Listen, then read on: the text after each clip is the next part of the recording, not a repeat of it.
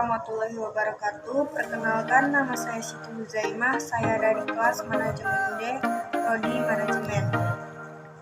Di sini saya akan menjelaskan pengertian dan perbedaan ekonomi mikro dan ekonomi makro. Ekonomi mikro adalah cabang ilmu ekonomi yang mempelajari kegiatan ekonomi di tingkat individu, rumah tangga, perusahaan, dan pasar. Lalu, konsep dasar ekonomi mikro meliputi perilaku individu, konsumen, dan produsen. Lalu, mempelajari penentuan harga, penentuan jumlah, penawaran, dan permintaan berikutnya. Mempelajari juga kurva permintaan dan penawaran, hubungan antara perubahan upah, pola pekerjaan, dan variabel biaya pada produksi barang dan jasa. Mempelajari permanfaatan sumber daya ekonomi bagi kehidupan masyarakat. Dan ekonomi mikro juga mempelajari analisis matematis.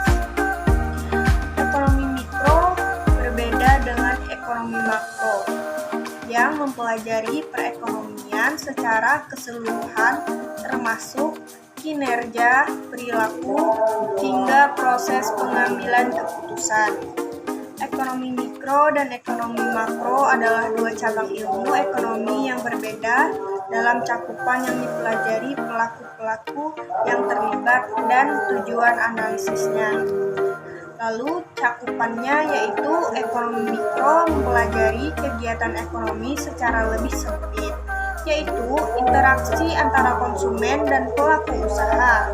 Sedangkan ekonomi makro mempelajari perekonomian secara keseluruhan, termasuk interaksi antar daerah. Adapun pelaku-pelaku yang terlibat dengan ekonomi mikro dan ekonomi makro, ekonomi mikro ini mempelajari perilaku konsumen pada pekerja, produsen, dan investor. Sedangkan ekonomi makro mempelajari perilaku seluruh pelaku ekonomi terhadap kondisi perekonomian secara menyeluruh. Lalu tujuan analisisnya, ekonomi mikro menganalisis cara mengalokasikan sumber daya untuk mencapai keseimbangan, sedangkan ekonomi makro menganalisis pengaruh kegiatan ekonomi terhadap kondisi perekonomian secara menyeluruh. Berikut ini adalah beberapa perbedaan lainnya, yaitu dari aspek harga dan juga teori. Aspek harga ekonomi mikro, harga yang dimaksud adalah harga komoditas. Sedangkan ekonomi makro, harga yang dimaksud adalah tingkat harga secara keseluruhan. Adapun teori-teori ekonomi mikro lebih membahas harga produksi dan pasar, sedangkan ekonomi makro membahas kebijakan fiskal dan moneter.